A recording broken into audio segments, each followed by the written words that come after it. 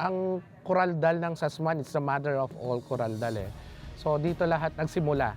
Kumbaga dito lahat hinugot yung mga Coraldal ng mga iba't ibang bayan dito sa Pampanga. From there, kahibahan nga dito, napakatagal ng celebration. It's the longest celebration nga ng Coraldal season dito sa amin. It's from December to January. So parang it's a 1 year, ika nga kasi December 31 tapos the other the next days January na. So parang isang buong taon siyang sineselebrate.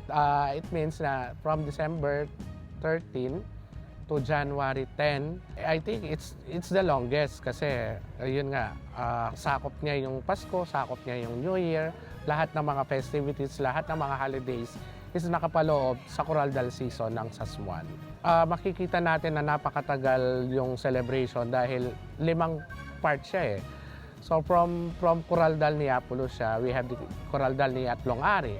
From the Coraldal ng Atlong-Ari, we have also yung Tolid Coraldal, Traslasyon, after that, yung mismong Coraldal Kawakasan. So it's 5 parts. It's a set of celebration. Ayaw mong ma-miss lahat kasi lahat ito is importante. Unang-una yung mga misa, nobenaryo, lalo na kung diniboto ka ni Santa Lucia, talagang, di ba, pag may hinihingi tayo, no, tinatapos natin yung 10 days novena or 9 days novena na gusto natin wala tayong ma-miss. It's because parang natin sa kaisipan natin, pag na-miss natin, is mamimiss na rin yung kahilingan natin. Pero hindi. Dahil dun sa 5 parts na yon, nabibigyan ng chance yung mga tao na hindi nakapag-attend ng December 13.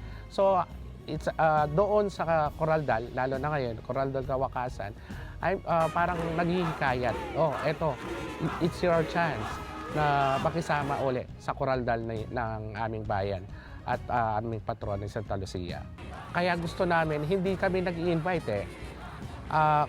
Ang mismong patron namin, dumadami yung mga deboto ni Santa Lucia dahil sa mga milagro, iba't ibang mga nagpapatunay na nagkaroon sila ng Coraldal baby after nag-Coraldal, nabigay yung inihingi nilang anak, no? And then yung iba, dahil gusto nilang gumaling sa kahilingan, kagalingan, iba't ibang mga sakit, even yung mga nagdedebosyon na mamanata dahil gusto nila mabigyan ng kalunasan yung mga sakit nila sa mata.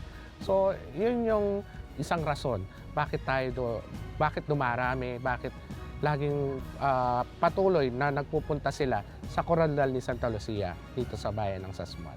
I think I consider myself it's a miracle eh. Kasi sabi nga nila, you're a menopausal baby.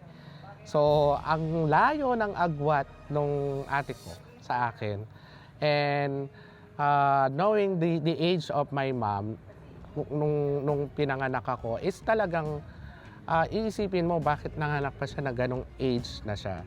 I thought that it's a normal thing, pero when, yun nga, kinukwento nila na nagkukoraldal si mama, yun, I consider myself as a miracle also.